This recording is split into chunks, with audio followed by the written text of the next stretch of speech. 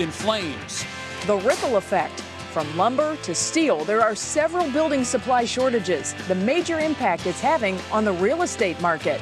Sweet surprise. One of our pen pals at Menorah Park and Montefiore caught the attention of some important people.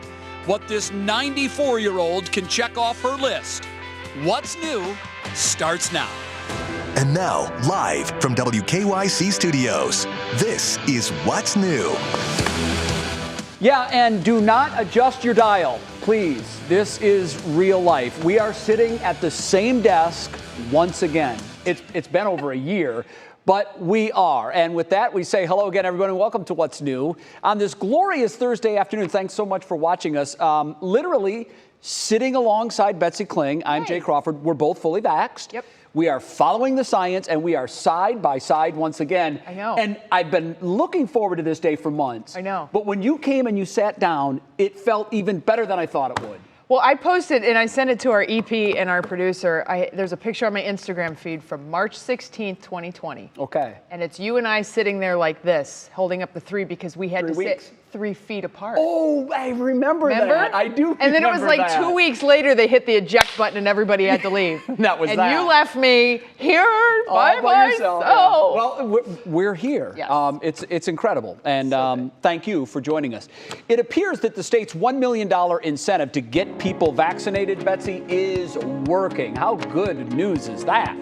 Today, the state announced that a 28% jump in vaccinations for Ohioans 16 and up from May 14th to 17th. That's compared to the week before, which actually, Betsy, was down 25% from the previous week. So the numbers were really going in the wrong direction, and boy, have we turned that around. When you add in 12-year-olds, Bets, that number jumps to a 53% increase in vaccines from May 13th to the 17th. It's amazing. And 43% of Ohioans have at least one dose of the vaccine.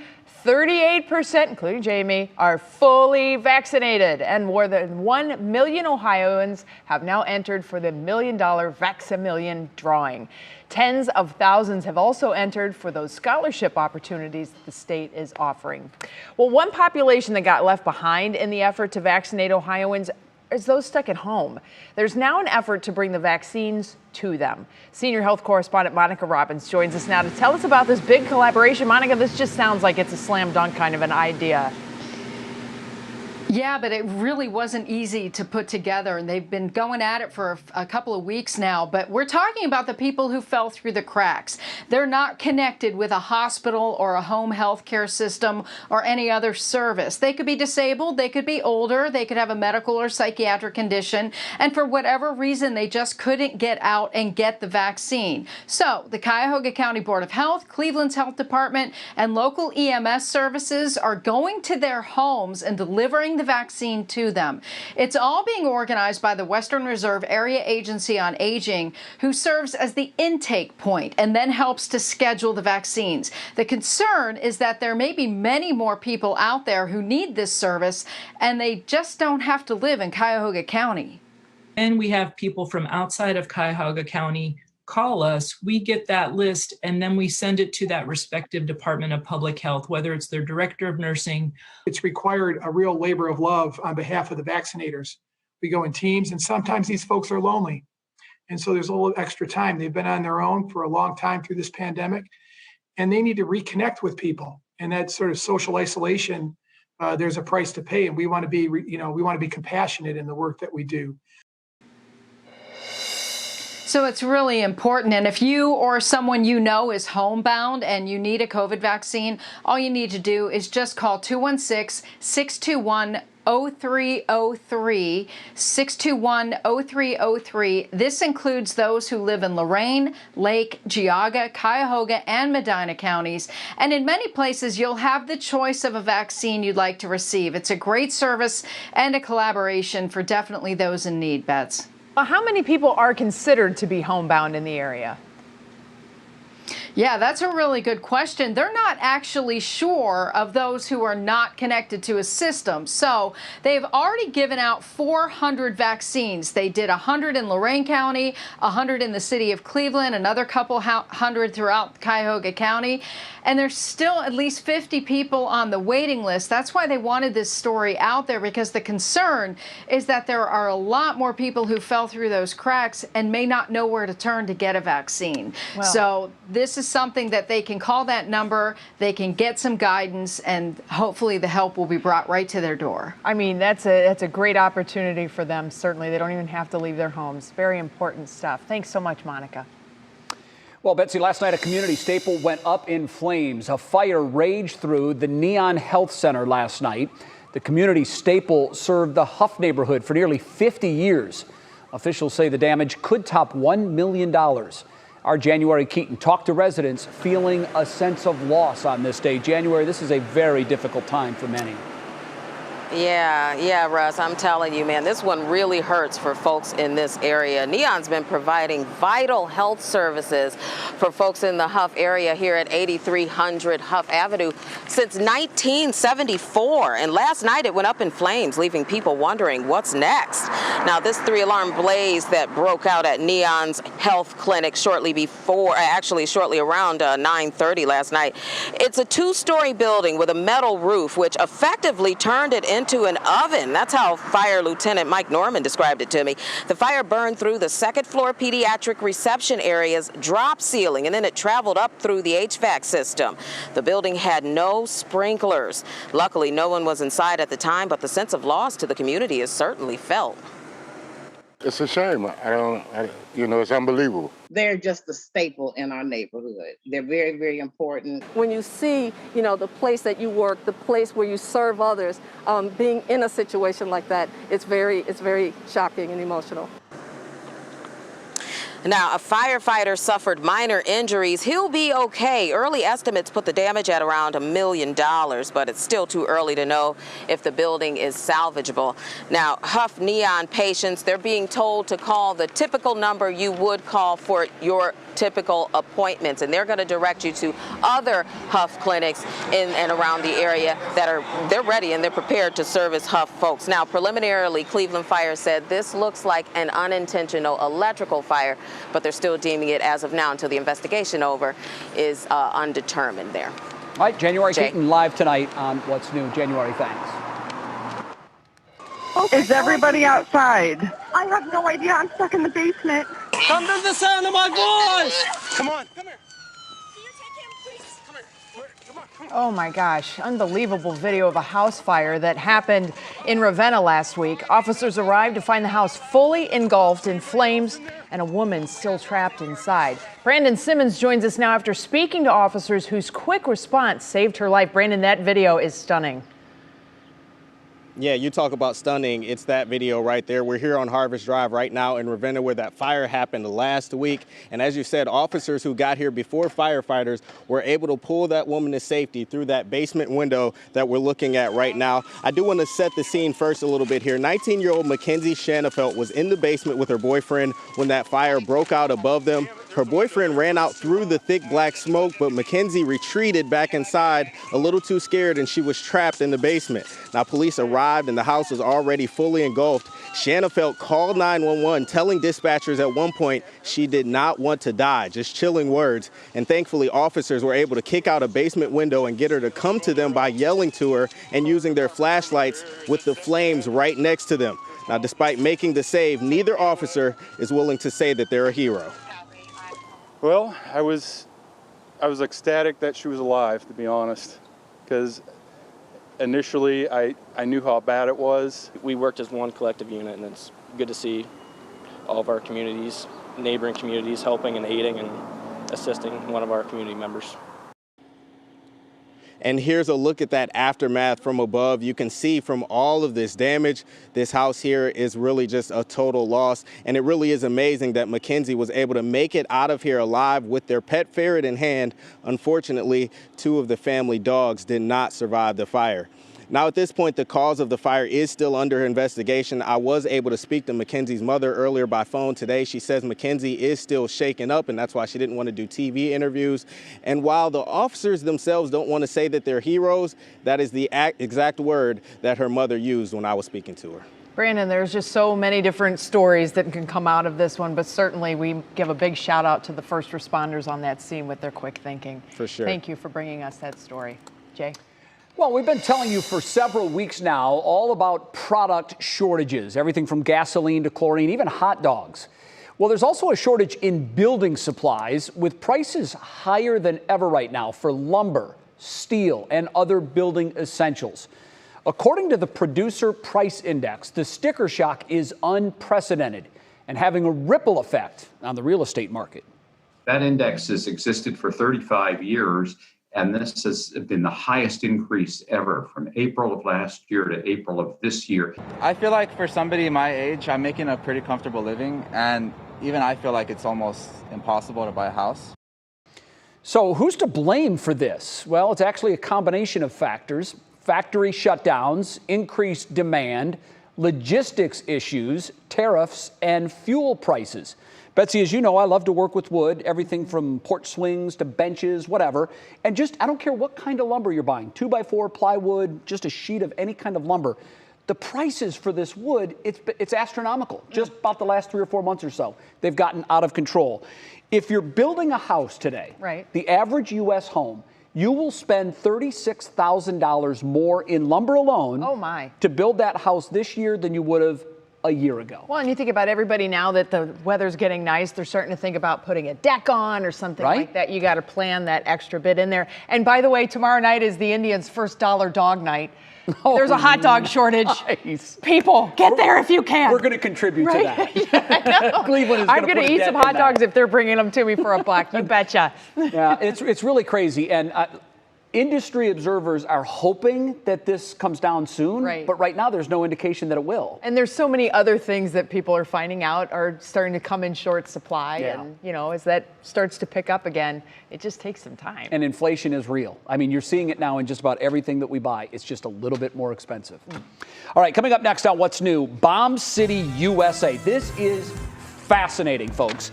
Rachel Polanski is going to wrap up her investigative series tonight about former mobsters and burglars in Cleveland and gives us a preview of the new podcast that is out today. That is coming up. And the one where they all reunite 17 years later. We have a look at the new official Friends reunion trailer. That's ahead in your Pop Break.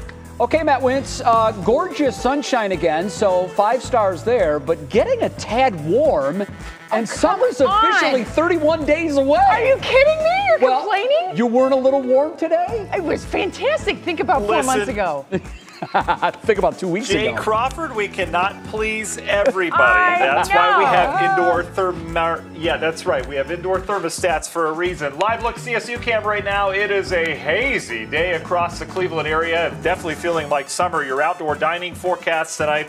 If you can stand the heat, you're good. But otherwise, I would opt for that AC inside. Temps falling back into the 80s. We're going to get warmer tomorrow. Believe it or not. We've got the forecast for you through your weekend coming up. Jay just said it was snowing 10 days ago. Just for a little perspective, everybody. All right, one of the true highlights of Shaker Heights is the Van Aken Market Hall. And it's the focus for our Save the Sauce today. From poutine and banter to great Asian American eats at Chutney Bee, the hall has a little something for everyone. If you've never eaten it at this location, it's really kind of cool. Our Doug Tratner has a tour of the hall coming up tonight at 7 on Front Row, but you can check out the whole list of his Shaker Eats at WKYC.com/SaveOurSauce.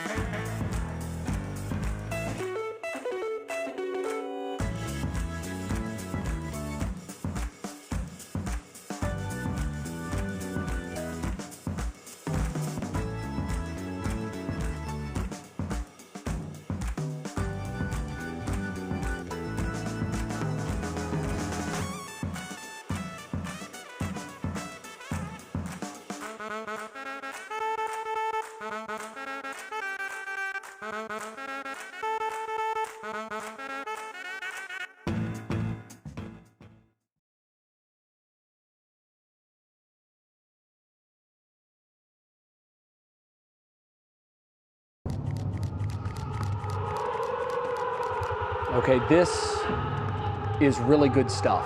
Really good stuff. WKYC Studios and 3 News Investigates is thrilled to announce the launch of our new podcast. It's called Bomb City, USA. And that alone gets you hooked. It does. Okay. This is a podcast in which we investigate Cleveland's underworld. And that's always, I think that's for some reason intriguing to everyone. Well, I mean, the Cleveland's, criminal past. Everybody wants to get in on that. Now, spearheading this podcast is our 3 News investigator, Rachel Polanski, telling you stories never before told and coming from those who lived it. Hi there, Rachel. Hey guys, in its heyday, Cleveland's mob tentacles ran through the Midwest, reached New York, and even helped run Las Vegas. I've been working on this podcast for the last year, and I've talked with mobsters, burglars, FBI agents, and police, and I am so excited now to share with you a little preview. When I got here, there was pieces of body all over the place. This is Cleveland in the 1970s. It's underworld in chaos. It's crime families at war. Cleveland was a mafia town. It's a time when wise guys did not just shoot their enemies, they blew them up. Danny Green also challenging the mob leadership, blown up in a parking lot in Lyndhurst. Bomb City, USA is a true story about organized crime, murder, and a fight for control that left everyone dead or behind bars.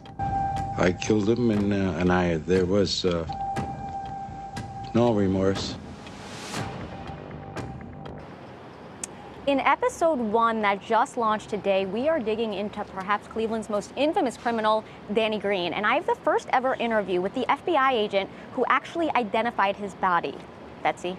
Rachel, I know there's so many people who are going to be interested in this. Obviously, Jay and I are hooked. So the big question would be, where do we go if we want to check out this podcast?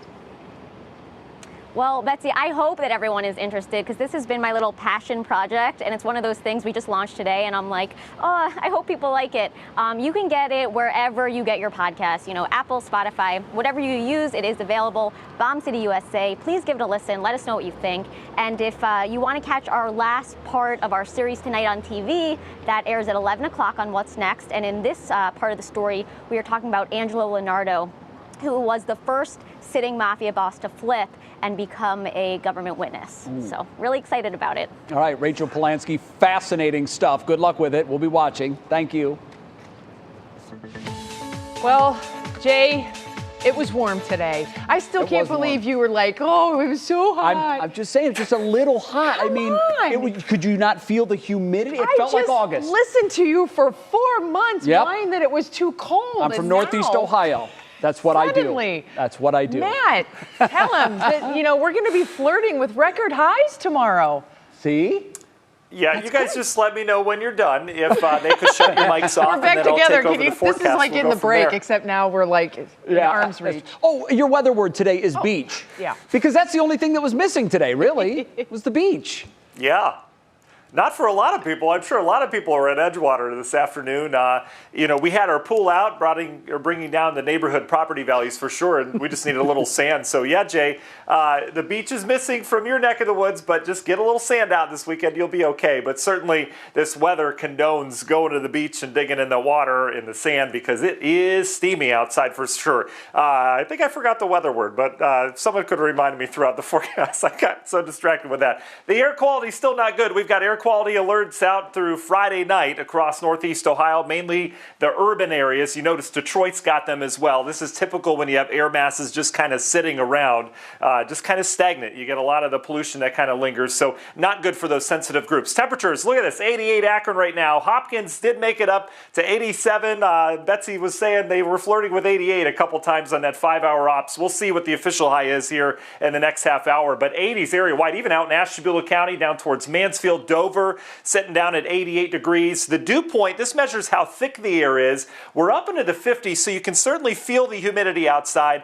but it's nothing really that impressive. June, July, that's when we really start to get in that real thick tropical air. So the heat index is pretty much where the temperature is right now. So we're not doing a whole lot worse, right? But keep in mind, you get in that direct sunlight, it's 10 to 15 degrees warmer on your skin. So that makes it feel more like the upper 90s if you're in that direct sun. We're dry now, the big pattern taking all that rain up and around us. That has been the case over the last couple days. You look at the giant big picture here, strong high pressure off the eastern seaboard, low pressure out west bringing a snowstorm to areas of Montana. That squeeze play between these takes the air from the Gulf and brings it northward all the way up into Canada. So underneath that, you get the warm air all the way up to the Canadian border. A lot of records going to go down as well. But in terms of that deep humidity, most of it's off towards the west where all the rain is. So we're still flirting with that humidity around here. It will ramp up over the next couple days. This is when we're bringing a frontal boundary in here. Next week still looks pretty tropical around here. National Design Mart hour by hour forecast. You heading to the beach tonight, you're looking okay. Temperatures will fall back into the 70s area wide. Yes. That was easy. Then you see tomorrow morning a little bit warmer. We'll be in the 60s. Lots of sunshine tomorrow, more high clouds. I do think our temperature will be warmer tomorrow by a degree or two, likely closing in on 90, the record at 91 tomorrow. We'll see what happens. Union Home Mortgage 7-day forecast. Warm the next couple days. We back down on Saturday. Then a front will cool us down on Monday before we heat up Tuesday. And then we're back down into the 80s and 70s to end next week. We'll be back with Pop Break after the break.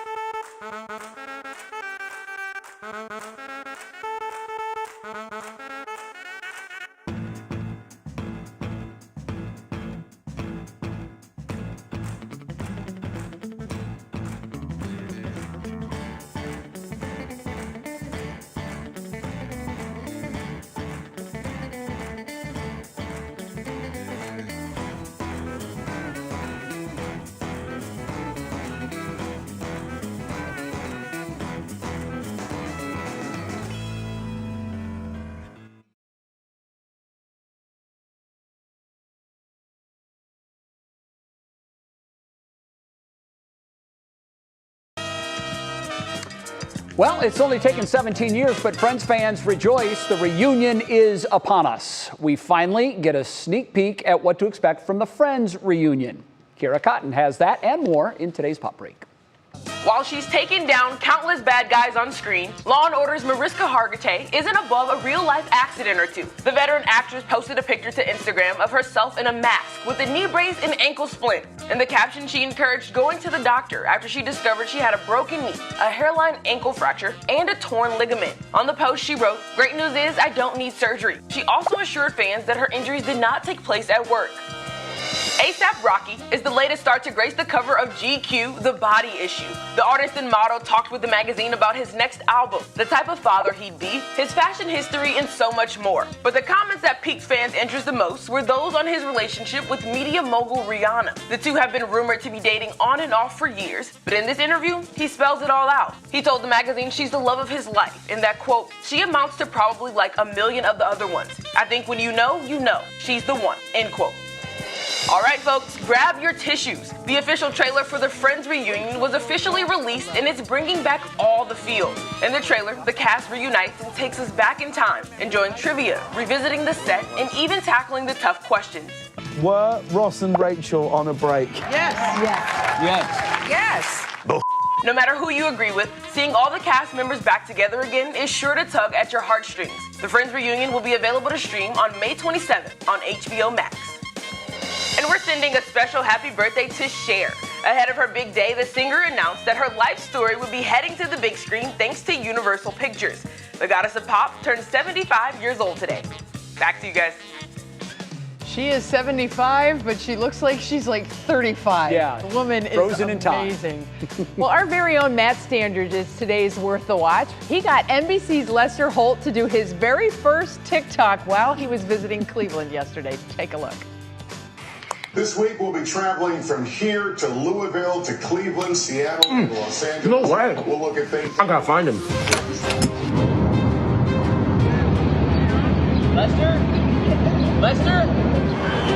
Lester? Have any of you guys seen Lester Holt? NBC? Nightly News? Anyone? I thought he was supposed to be here.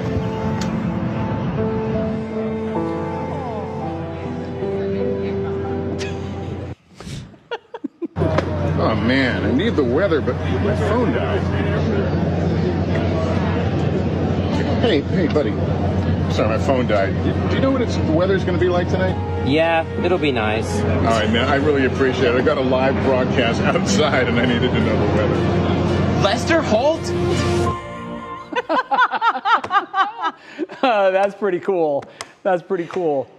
Welcome to 2021, Lester. I know, right? And of course, Matt, it was just adorable because that was his assignment yesterday, and it was pretty good assignment. He just had such a fun time doing it. He's a brilliant guy on TikTok. You know, he's got like over 180,000 follows on TikTok. Wow. Yeah, he's very creative. He's a the phenom. one with the glasses and Al Roker, that was creative too. Yeah. Of course, he hasn't asked me to be in any yet, but that's okay. Well, that's probably not. It's a goal. Down the road. These young whippersnappers with their creativity. Right, all right, we're getting yelled at. Next on What's New, the heart of Cleveland's art scene. Lester Holt gives us a look at its expansion in the city. Then, how much do you know about Cleveland's history? From the founding to the oldest building, we're testing our knowledge in this week's Throwdown Thursday.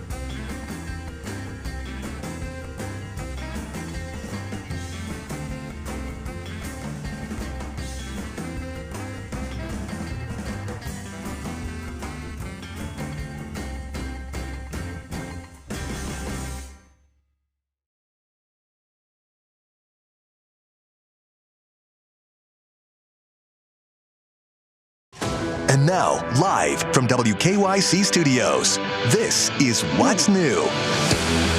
Well, here are 3 things that you need to know. Cleveland fire officials say they are still investigating the Neon Health Clinic fire, but it appears that it was caused by an electrical source.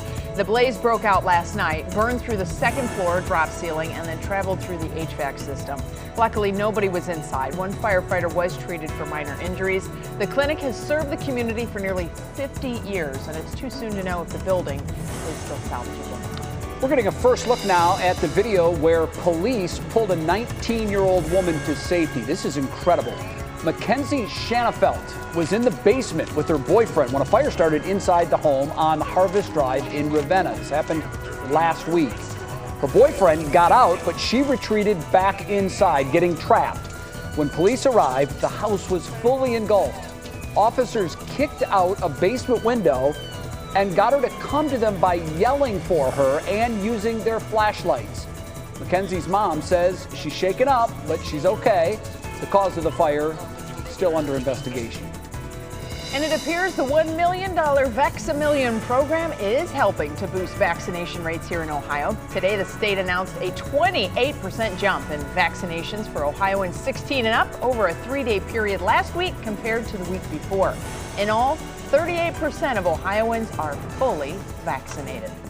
And with that, we welcome you back to What's New. Jay and I both fully vaccinated. Yep. We are still 3 feet apart, but oh my gosh, hi! It's I know, it's unbelievable. It really is. Here. You know, we have had kind of this crazy year. It's been mayhem. Everybody's kind of been all over the place. But I mentioned previously, you know, March 16th, 2020, I posted a picture when we were, you know, we had sat very close together, and then they said, no, you have to be 3 feet apart. That's the picture that I put on my Instagram feed. That was 14 months ago. Yeah. And then, like, what was it, 2 weeks later, I think, you had to go work from home. Yeah, so this is the closest that we've been able to sit next to each other. So, yeah. Hi, friend. It feels like old times.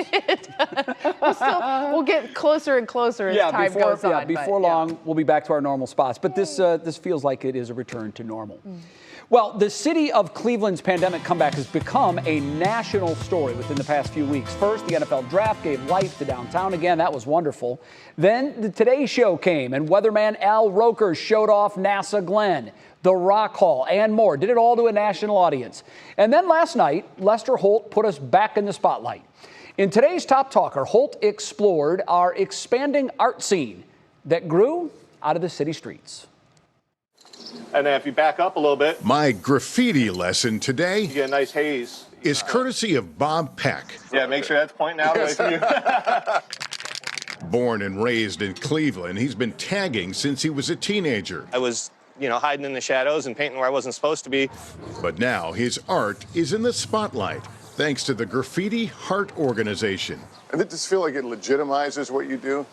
Yeah, I think so. I think when you get to actually meet the artist and interact with them and talk to them about their process, it just brings a new dimension to the art form itself. Even graffiti artists need an HR person. Stami Paul started the volunteer organization, which secures walls, permits, and provides scholarships, a win for artists and Cleveland. It brings community together because it draws people for the positive reasons, for the good reasons, and the neighborhood kind of looks out for those pieces once they're up and installed. Their latest installation is the vision of artist Stina Alea, who hopes her art speaks to residents. Do you feel like you're brightening Cleveland? Oh, absolutely. I think not only just brightening neighborhoods, but also allowing people a forum, a place where they can have conversation, or just really making people proud of their community. So good. That latest work of art, it's titled We Wear the Mask, is actually located at East 71st and Euclid, if you want to take a look. Right. It's stunning how beautiful those images are. And doing it with cans of spray paint. So last year in January 2020, we started this show. Yeah. And our first project together, first story we did, we went to Graffiti Heart and we tried our hand at graffiti and we found out we're both really bad. Yeah, we're terrible. But look, I mean, and you were Jay, J-A-E. Yes. And I was Betsy. Because all taggers have a name. Right? Yeah. And so it was pretty fun to watch Jay, Mr. Handyman himself. And of course, I'm like rolling cameras like I'm a mom, but you know. I was terrible. But what's neat is that little tag thing that they do, as you are just so hip in that shot, that little tag thing they do identifies that they've been there. This is their work, and it's a big point of pride. And we took a whole lesson, and even after the lesson, we were still absolutely horrible. It was fascinating, and it's truly, it gives you an appreciation for the artistic, knowledge and the ability that these people have when they're doing these giant murals to get that precision, because it's not as easy as it seems. No, they make it look easy, but it's not. It is amazing what can come out of a can of spray paint. All right, when What's New comes back, it's Throwdown Thursday. Did you know in 1820, the population of Cleveland, Bets, was only 606? Did not know that. That's it. See how much you know about our city's history coming up. And a beloved Cleveland hot dog joint and dive bar is going to be open again very soon. We have all the details ahead in Clicking in Cleveland. Wait, were those Fruit Loops?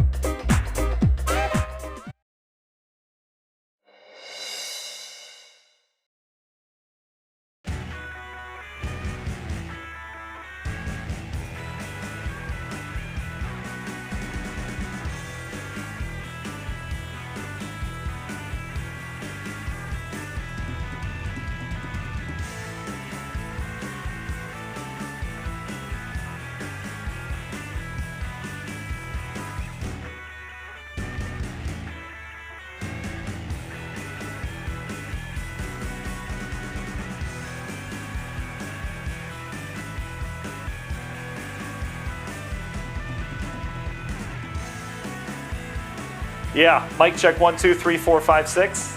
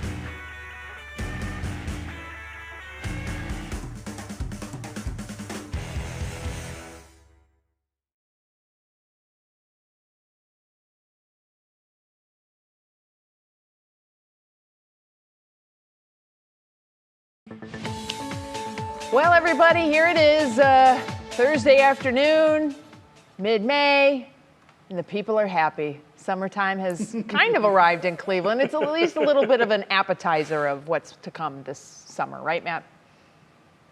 Yeah, the people are happy except for Jay Crawford. We need to That's cool true. things down. Jay, you've got your days ahead. Don't worry, we're not stuck in this for good. But yeah, it was a hot one today. It really was. Official numbers, they are hot off the press now. Cleveland, 88 degrees. None of these were records. Erie set a record today. But you could see area-wide, we were in the upper 80s. It was definitely a steamy afternoon. We don't have the thick humidity around. But I did a little digging on our first 88-degree day. Is this early? Is it not? Well, we averaged June 9th for our first 88-degree or higher day. So we are a little bit ahead of schedule. But going back in time the last 11 years in a row, this now makes 12 years in a row that we've had our first 88-degree high in May. So we've been running warmer late Mays around here, and a lot of them recently have come with very cool starts. So it's been kind of a pattern here over the last 10 to 15 years or so. Warmer tonight, though. Temperatures falling back into the 60s. When you increase that moisture, which we have, the humidity slowly creeping up, you also increase those overnight lows. You can see, yeah, we're dry once again. All the atmospheric moisture and rain, that flow that has been consistent out of the Gulf, continues off towards our west. But look at the heat. Look at the expanse of this. It's not just us. It's all the way up into Canada, where they still have some snowpack on the ground. Not for long near the Hudson Bay. There's that giant fly that just, gosh, it almost took my head off. Hey, buddy, I'm going to get that thing. Is it fly season? Does anyone else have flies in their house? It's just one of those things. Anyway, back to the forecast. The heat continues underneath this dome that we have. You see the jet stream goes down and up. It's going to expand tomorrow, but then eventually what will happen this weekend, watch how it kind of shrinks down to the south as it heads off towards the west as well. That will bring us some slightly cooler temperatures, and then next week everything gets moving again. It'll no longer be blocked, so we'll get some movement to this weather pattern, and eventually that will bring more shower and thunderstorm chances, but it'll bring some changes in the forecast. National Design big picture look at the next couple days. You can see all the showers and storms off towards our north over the weekend. We'll have to watch Saturday's interesting. We could see perhaps a couple storms sneak in here. I think most of our Saturday's dry. It's Sunday that boundary comes in and brings some storms in our forecast, and that boundary hangs out next week as we were talking about. That'll bring almost daily storm chances next week, depending on where it lines up. And in terms of rainfall, most of it west of us for now. But boy, will that change next week. We'll likely bring those showers and storms in. Union Home Mortgage 7-day, 3 hot days this weekend. Saturday's a little bit cooler. And then next week we have one more rise in temperatures Tuesday before more storms knock our temps down, hopefully to seasonable levels on into next week. Guys, I've got a fly to catch. So not a flight, a fly. So I'll send it back to you. We have a bumblefly here in the studio, too, so we're kind of on the lookout here. Same one. Put a saddle on that thing. It's huge. All right, thanks, Matt. Well, everybody, it's Throwdown Thursday here on What's New. Quit hitting your buzzer. I hope your battery dies. And since Cleveland has been in the national spotlight recently, we decided to see how much we know about the city's history. Are you nervous about this? I'm a little nervous. I don't have a clue. And look who's joining us. Mike Polk Jr. back to guide us through it all. Mike, good afternoon to you. I'm not going to steal your thunder. Take it away, my friend. Thank you, guys. Appreciate it. Happy Cleveland History Day. I am obviously dressed as Moses Cleveland, General Moses Cleveland, the founder of our city, as you can see. And then I found out that today's trivia is about Cleveland history, so it really just lined up perfectly. So let's get going. What do you say? What a coincidence. For your first question, right here, I am at the mouth of the Cuyahoga River, where General Cleveland first arrived. In what year was Cleveland founded? A, 1789, B, 1796, C, 1802. It's Betsy. I'm just going to guess 1789. That is incorrect. The correct answer is B, 1796. That's true. Question number 2. True or false? Cleveland used to be spelled differently. Oh. Yes, that's true. Oh, Somewhere in there was an A. That's true. At one point, it was spelled, my name, General Moses Cleveland, was spelled with an A. Interestingly enough, an old Cleveland newspaper dropped the A from their masthead to make it fit better on the paper. And that is why we're called Cleveland. That so can't be true. You're welcome, General Moses Cleveland. We honored you until it got inconvenient typographically. All right, next question. Mike, are you making that up? Jacobs. I can't believe No, that's true. That's a real fact. That's an actual fact. There are so many boaters who are mocking me right now, you guys, you can't even imagine. The kids on the jet skis are really giving me the business. All right, question 3. Jacobs Field and Gund Arena were part of a downtown renovation plan called what? That's Jay. Jumped in, go ahead. That would be Gateway. I remember that. That was Gateway. Gateway is correct. Okay. Okay, we got a little bit of catch up to do here. Question number 4. What is the oldest building still standing in Cleveland? A, Caramoo House, B, Franklin Castle, or C, the Dunham Tavern? Ooh, oh my goodness. Geez, that's a tough one. I'll guess. Why not? I'm going to go with the Dunham place on the right. The Dunham Tavern is correct, Betsy. You sure know your history. That Midtown Historic Site reopened to the public as a nonprofit museum in 1941. All right, with the scores, wherever they are, because I haven't really been paying much attention. I got to get this one We right move on to question 5. What year did the Terminal Tower open? Oh, I know A, that. I know 1919, B, 1928, or C, 1935? It's 1928. 1928 is correct. That's right. I knew it wasn't when it 100 years opened, old yet. it was the second tallest building in the world, you guys. Was it And really? it no longer is, but it's still the beating heart of our city. Yeah. So I hope you guys learned a lot about Cleveland history. Yeah. Thanks for being here. I'm going to go buy some more teens on skateboards. Well, there you go. Just loosen your cravat a little bit before you head over there so you don't get too hot. I want to see him rent a jet ski in that outfit. It would be good. Please. I'm glad please. to see the Amazon. Don't threaten me with a good time, Jay. That I'm big doing Amazon it. See you guys. purchase is being used multiple times. Certainly good. Oh, that's great. All right. Well, next up for us, deer need to cool off too. We have some amazing moments captured on one camera in a local city, and the story behind the scene. That's coming up in Clicking in Cleveland. Great images. Then we have an update to our pandemic Pen Pal series. 94-year-old Charlotte captured our hearts with her words. Now her words are capturing the attention of important people. It's ahead in our Show Us Something Good.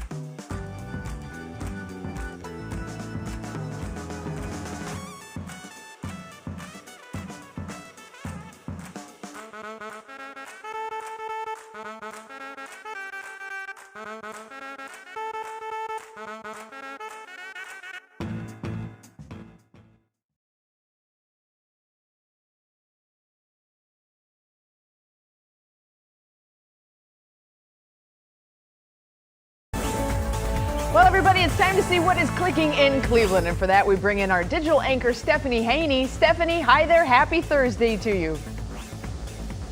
Happy Thursday to you, Betsy, and it is a happy Thursday because Cleveland's self-proclaimed neighborhood corner bar is coming back in about a month. I'm talking about the Happy Dog, and it's reopening on June 25th after being closed for more than 15 months.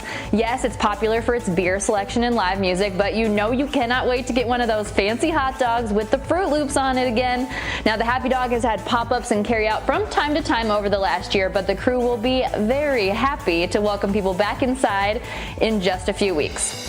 Now, you have to check out these rare photos of 4 deer swimming in Lake Erie. They look like little synchronized swimmers all lined up in a row there. Wildlife photographer Mike Kozar snapped these at Headlands Beach State Park in Menor after he finished bird watching. He said he was happy to capture the images because he's never seen anything like it before, and he says he'll probably never see anything like it again. Speaking of things you want to see, Akron's Lock 3 has just announced where to catch free outdoor movies all summer long. Every Sunday, starting in June through Labor Day weekend, people can enjoy Sunday cinema at Lock 3. Both Movies on the Great Streets and the Community Partner movie series move around from neighborhood to neighborhood. And on the third Saturday of every month, people can watch the North Hill movie series at People's Park. Now, we've got the actual lineups on WKYC.com. There's a little something for everyone of all ages ages, Jay and Betsy, but when it comes to an outdoor movie, I would watch a French movie with no subtitles. I mean, they are so great, and there's so many options in Akron. I'd probably pass on that one, but just about anything else I'd check out. Fun fact, my first ever drive-in movie was Bed Knobs and Broomsticks. Oh, I remember that. Way back in the day. Absolutely. Mine was Herbie the Love Bug. Movie. Yeah, it was pretty trippy even as a kid. So I'm a big fan of The Princess Bride. Yep. Oh, good call. I like to watch that one outdoors. That's a good weekend movie watch too. All right, Stephanie, thank you so much. Have a great evening. At the beginning of the pandemic, we helped find pen pals for residents at Montefiore. It's a great story. Next, we have a very inspiring update on what 94-year-old Charlotte has been up to when she's not responding to letters. We just love her. She's so sweet.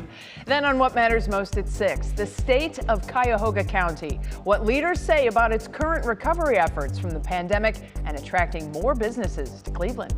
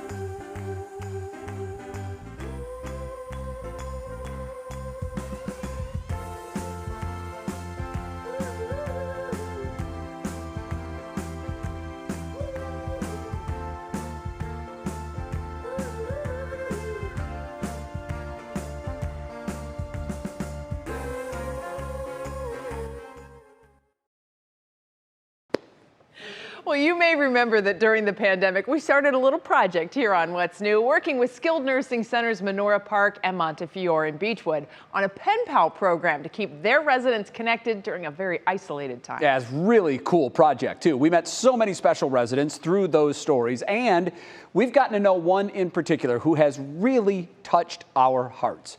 Here's Lindsey Buckingham with more on her story and a very special surprise for this gifted writer. A is for ants, wee tiny bugs. It's also for ants who like to give hugs. There's just something about Charlotte Bergen. I have written a children's book. I enjoy homophones, words that sound the same but have different meanings. With a quick wit and love for writing, she was a shoo-in for our pen pal program. And no surprise here, she instantly racked up nearly 20 new friends, including a local pen pal named Jamie. We introduced the pair back in February. Are you Jamie? I am. Charlotte. Oh, I'm so happy to meet you. Well, it's amazing, and it even came through in her writing how much of a caring person that Charlotte is. And that special talent has us back with even more exciting news for Charlotte. You are really touching people's hearts with your words. That's so much interesting. so that the last time we talked, a publishing company reached out to us called Gatekeeper Press. And they offered to publish your children's book free of charge. Oh my goodness. Yep, that very same children's book Charlotte told us about at our first meeting will be published. Cleveland native Rob Price saw her story and wanted to help. It was a no-brainer for me to offer to do these services for her at no cost. It's our objective that every single author we work with is very, very happy at the end of the day. And so this is just the perfect opportunity for us to really help someone out who has a lifelong dream. And I'm so excited to be a part of it. I never had anything like this in mind, but thank you. Oh, you're so deserving. And the other thing I wanted to tell you is they actually mocked up a few examples of what a cover could look like. Oh, that's so old-fashioned. That's just such a nice old-fashioned. Here is another one, which is a little bit more modern. But yes, that's colorful. Yes, that would attract children, I'm sure. What started as a simple gift for her own family will now be in the hands of children all over the world. Well, I care about children. And so if other children will enjoy it and maybe develop an awareness of words, a love of words, I think if the book accomplished that, then I'm very grateful. Grateful two ways. And her grandchildren and great-grandchildren, they couldn't be prouder. Congratulations on the book, Grandma. We're so proud of you. We love you, Grandma. Thank you. and their willingness to take a 94-year-old in hand. I really appreciate it, and I know I'll enjoy it. Lindsey Buckingham, 3 News. That is so cool. What a wonderful lady. Right? We've loved her from the day we met her. I know. But just think about it for a second. From Lindsey's original story, a 94-year-old woman fulfills a lifetime dream. Right here on What's New. Thank you so much to Gatekeeper Press, not only for watching, but stepping up to make this happen for Charlotte. If you're still interested in becoming a pen pal with the folks there at Montefiore, we have all of the info at WKYC.com. They have some really awesome people. I strongly recommend it, and I promise you'll get just as much out of it as the person that you're writing. It really is. It just keeps giving. It's crazy. And Charlotte, I believe she was a former English teacher, if I remember from Lindsey's very first story. She said something in there about, wow, at 94, I can contribute. Oh, Charlotte, you absolutely can. So much you can contribute. You absolutely can, and you are. You brought us joy. Yes, and many others too. We're out of time, but we're back tomorrow at 5, and we invite you to join us then. What Matters Most with Russ and Laura starts right now.